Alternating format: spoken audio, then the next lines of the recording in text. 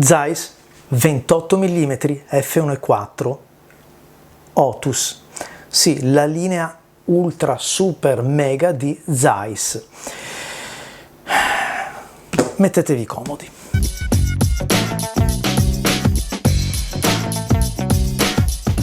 Quando riesco a mettere l'occhio in obiettivi come questo, capisco che tutti gli obiettivi dovrebbero essere fatti così, costruiti in questa maniera, cioè quasi perfetti, possiamo dirlo, dai, perfetti.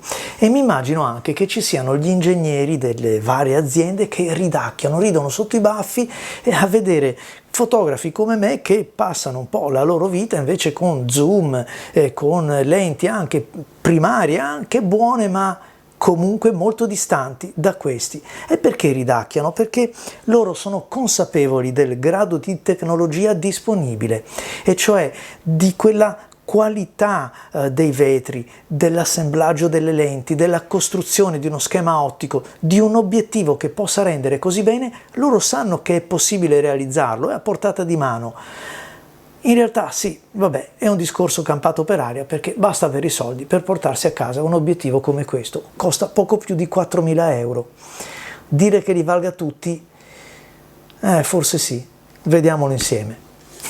Innanzitutto lasciatemi ringraziare Luca e Gabriele di RCE Foto Livorno, il più grande mercato di usato fotografico che abbiamo in Italia, l'usato garantito, che mi hanno dato la possibilità di poter provare in lungo e in largo questo capolavoro, perché l'Otus 28 mm in particolare, poi vi spiegherò il perché, rasenta quasi la perfezione. Non che io ne stia parlando in maniera celebrativa, ma vi parlo proprio dal punto di vista fotografico, da quello che il mio occhio, come vi ho detto prima, montato sulla camera, rimane sbalordito e dice: caspita, una linea dritta, cioè non c'è distorsione, caspita, non c'è vignettatura, ma guarda, lì nell'angolo, quello proprio l'ultimo, lo vedete, l'angolo del fotogramma è nitido come al centro. Questo dovrebbe essere lo standard. Cominciamo a vedere una cosa, come è fatta il box di questa, e poi leggiamo cosa ci dice Zeiss, come descrive la sua linea Otus. La confezione non è diversa dalla linea Milvus. Già questo, per esempio, lasciatemi dire che spendendo varie migliaia di euro, forse, dico forse, anche un'attenzione maggiore nel propormi una scatola, un cofanetto un pochettino più prestigioso, lo avrei gradito, dico la verità, perché comunque ce l'ho qua, perché ve ne ho parlato in un video recente. Questo è il Milvus 85, come vedete è identico, eccolo qua, con l'obiettivo dentro, pari pari, una bella scatola che contiene i documenti. Zeiss presenta così la serie Otus, ci dice: gli obiettivi Otus offrono prestazioni senza compromessi, anche a tutta apertura. Sono stati progettati appositamente per le fotocamere reflex digitali di ultima generazione, con sensori ad alta risoluzione. Gli Zeiss Otus utilizzati su questa classe di fotocamere garantiscono un livello di qualità paragonabile a quello raggiungibile solo sulle fotocamere di medio formato.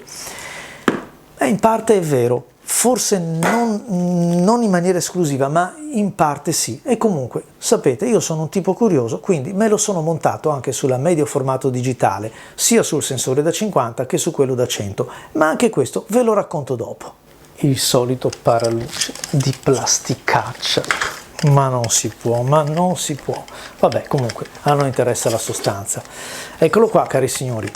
Guardate che sberla di obiettivo, bellissimo tra l'altro, con questo suo sviluppo nel design del paraluce che si integra con l'obiettivo, bello. Però a noi non è questo che interessa, ve lo dico subito. Vi ho detto prima che forse vale i soldi che costa, perché è vero che a tutta apertura le foto sono nitide, quasi anche fino ai bordi, a f8, a f11 è indistinguibile, quindi una coerenza di resa un po' a tutti i diaframmi, anche questo è un pregio. Colori brillanti, ma nel senso che sono belli, sono quelli reali, c'è la grinta, ma c'è tanta definizione. E allora la definizione non è quella che mi fa contare i peletti della zampa di un insetto, la definizione è quella che riesce a descrivermi così bene come è fatto quell'oggetto, come la luce lo percorre, come la superficie è fatta e risponde per l'appunto all'ambiente, e quindi offre una connotazione dettagliata di quello che è l'oggetto. Cioè questo è, né più né meno. E poi la correzione, cioè l'assenza di distorsione, e questa è la cosa che mi ha colpito di più. Non c'è aberrazione cromatica, sebbene si tratti di un f1.4, quindi di un obiettivo molto luminoso. Però sull'altro piatto della bilancia c'è qualcosa che pesa altrettanto. Per esempio il peso e gli ingombri, perché è un 28 mm, signori. Ditemi che un 28 mm a volte è poco più grande di un tappo, di un obiettivo. Questo è grande. C'è il vetro di qualità, e un vetro anche che deve garantire un'apertura a f1.4. Ecco il motivo, per esempio, della mia prima critica. Mi sarebbe piaciuto avere una serie Otus a 2.8. Non serve 1.4 perché non ci facciamo quasi niente a 1.4. Già un 28 mm che è un grandangolo a 1.4 ha una profondità così ridotta, una profondità di campo così ridotta che se non siete su un cavalletto non ci fate niente, e su un soggetto statico. Avevo avuto già modo di provare il 55 1.4 Otus, pensate, un Distagon in 55 mm di focale. Mi aveva impressionato meno perché comunque bello, nitido da spaccare il capello, un bello sfocato, però cose magari che si possono vedere anche in altri obiettivi. Il 28 mm però è più difficile da costruire, un grandangolo è più difficile da progettare senza distorsioni, cioè così corretto rispetto ad un normale come il 55. Ecco perché mi ha impressionato di più, ecco perché devo ammettere che se avessi i miei soldini da spendere in un Otus sarebbe proprio il 28 quello che acquisterei. Anche perché, tornando per un momento a questa mia piccola critica ad una apertura di diaframma così generosa, passi sul 55 mm dove un f1.4 ha anche un senso, ma l'85 mm e il 100 mm sono obiettivi che dovrebbero essere impiegati per il ritratto, perché sono due medio tele, però di fatto sono impraticabili, soprattutto il 100. Il 100 mm è sbilanciatissimo, è una cosa improponibile da tenere in mano perché tutto il peso in avanti ed è veramente difficoltoso. Metteteci per contro che tutta questa serie ha una profondità di campo ridottissima. L'1.4 di questi obiettivi è veramente risicata, un po' come il Milvus, l'85, molto molto stretta, per cui la mano libera è improponibile. Non solo, l'adozione di una apertura relativa di 2.8 avrebbe consentito per esempio il diametro delle lenti ridotto e quindi pesi e ingombri ridotti, ma poteva andare benissimo anche 3.5, nessuno si sarebbe lamentato, perché con questi obiettivi quando si fotografa si chiude il diaframma, che sia un 5.6, un 8 o un 11 per raccogliere proprio tutta la scena. Però quello è il modo di fotografare, a parte, ripeto, il ritratto, però stiamo parlando di un ritratto che bisogna essere consapevoli, un ritratto di posa, un ritrattico di figura statica, non è quello dinamico, non è quello che si fa con la musica, si mette il soggetto lì, si piazzano le luci e lunghe apnee e anche tanta rottura di scatole per il modello, questo sì, purtroppo, va detto. Un'altra cosa, un altro vantaggio della riduzione a f2.8 sarebbe stato il costo di produzione, non solo peso e ingombri, ma anche il prezzo finale, e magari quei 1.000 euro, spero, risparmiati avrebbero potuto traghettare un pochettino più di pubblico, anche perché comunque in definitiva, come vi ho detto prima, la descrizione che Zeiss fa dei suoi obiettivi Otus non è poi così diversa dalla serie Milvus. Nel senso che se vado a leggere mi dice che la Milvus si distinguono per l'eccellente qualità delle immagini in tutte le lunghezze focali disponibili, certamente, indipendentemente dal fatto che vengano utilizzati per il ritratto o il paesaggio, eventi o generi fotografici. Essi sono, parlo della Milvus, ottimizzati per l'utilizzo con le fotocamere reflex digitali con sensori ad elevatissima risoluzione. Invece questi qua, la Otus con elevata risoluzione. Qualcosa non mi tornerebbe, ma sappiamo, questa è un po' propaganda, è la reclame, e allora ben venga anche quella. Un'altra leggera incongruenza riguarda la massima apertura in rapporto ad un 85 mm o ad un 100 mm, e cioè, se è vero che la linea Otus ha come prerogativa di avere un dettaglio e un'acutanza spalmata fino agli angoli del fotogramma, mi dite che cosa me ne faccio su un 85 o su un 100 mm f1.4 dove ho 2 cm forse di fuoco e tutto il resto è sfocato? Non mi compro un Otus, probabilmente mi basta un Milvus, ma forse anche un Classic. Ok? Cioè valutare bene a chi serve, siamo sempre lì, è quello che vi dico sempre, lo diceva Seneca, non lo dico certo io, non c'è vento propizio al marinaio che non ha una rotta. Se non so dove andare, che mi soffi di qua, soffi di là, per me è lo stesso, ma se so la mia meta, so che cosa devo fare con gli obiettivi o con un sistema fotografico, allora anche i tanti soldi sono spesi bene. Una profondità di campo così ridotta che ancora una volta lo rende inopportuno allo shooting a mano libera, e quindi cavalletto, paraluce. Eh già, perché senza un cavalletto, un obiettivo manual focus di queste dimensioni, che pesa quasi 1,5 kg perché alla bilancia fa 1390 grammi, è ingestibile.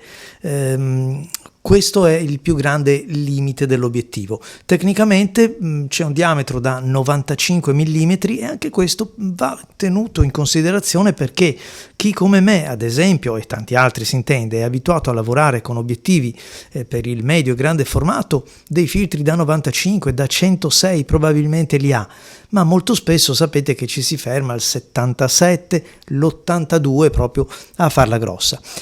L'obiettivo è composto da 16 elementi in 13 gruppi, quindi c'è uno schema ottico ricco. Evidentemente questa correzione non è frutto di poche lenti, ma su un 28 mm vanno corrette, ricorrette, ecco perché esistono sì 16 elementi, ma bensì 13 gruppi. La distanza minima di messa a fuoco è 30 cm e questo effettivamente può aiutare la versatilità.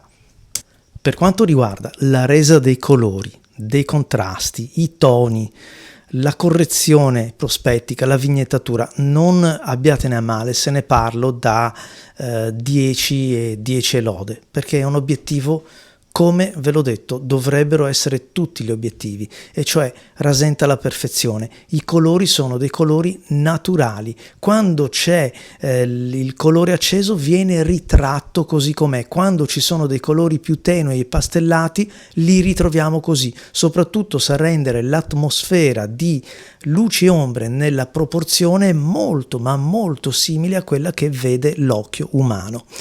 In quanto a correzione, ve l'ho detto, e lo stesso vale per la vignettatura, per la caduta d'acutanza ai bordi. Ecco perché consiglio il cavalletto. Alcuni di questi scatti invece sono stati effettuati col monopiede, ma in luce diurna e con una camera stabilizzata si fa presto effettivamente ad avere quella stabilità per avere il dettaglio fine e evitare il micromosso. Diciamo, per spremere a fondo le potenzialità di questo obiettivo meraviglioso. La naturalezza della scena, anche quella tridimensionalità che un 28 mm non sul soggetto prossimo, ma anche in un lungo campo come questo riesce a realizzare. Guardate queste due persone come si staccano dalla scena. Una resa che anche nel mondo del bianco e nero esprime tutta la qualità di questi vetri, cioè dell'obiettivo in sé.